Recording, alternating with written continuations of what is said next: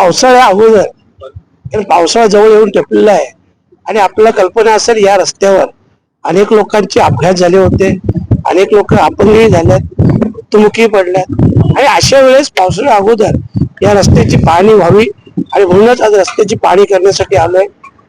गीते साहेब सोबत आहेत, कॉन्ट्रॅक्टरची व्यक्ती होती, मगाशी आम्ही तिथं पाहणी केली आणि या दरम्यान त्यांनी जवळजवळ ही एक लेन आहे, ही एक लेन साधारणतः 8 जून पर्यंत इथपर्यंत काम पूर्ण करतील आणि साधारणतः 30 जूनच्या आत हा सिंगल रस्ता हा सगळ्यांसाठी खुला असेल.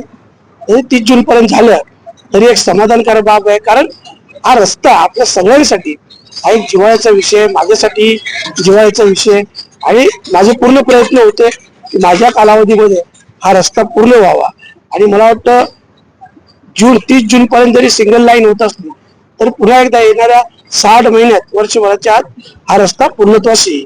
हे तर आपण स्वतः पाहतो ना, जेव्हा आम्ही 4 व्हीलर गाडीत असतो आणि परिस्थिती पाहतो खूप मनाला वाईट वाटतं आणि म्हणून बोललो का लवकरात लवकर.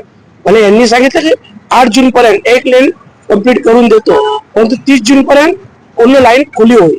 बघा, कामाच्या गतीविषयी आपण पाहिलं असेल, सुरुवातीला तर खूपच स्लो काम होतं, नंतर मध्ये मध्ये तर कॉन्ट्रॅक्टरने तुम्हाला देखील बाईट दिली पत्रकारांना की मला पेमेंट मिळत नाही आणि त्यावेळेस ती बाईट पाहिल्यानंतर मी स्वतः मंत्री महोदयांना 2 वेळा भेटलो, मुख्यमंत्री महोदयांना भेटलो. आपण छत्रपती शिवरायांच्या मंदिराच्या वेळेस पाहिलं असेल, मी मुख्यमंत्री महोदयांना विनंती केली आणि त्यानंतर त्यांनी 138 करोड रुपयाचा एक टप्पा त्याला दिला. आता देखील पेमेंट सुरळीतपणे चालू आहे आणि म्हणून लवकरात लवकर कामास गती मिळेल.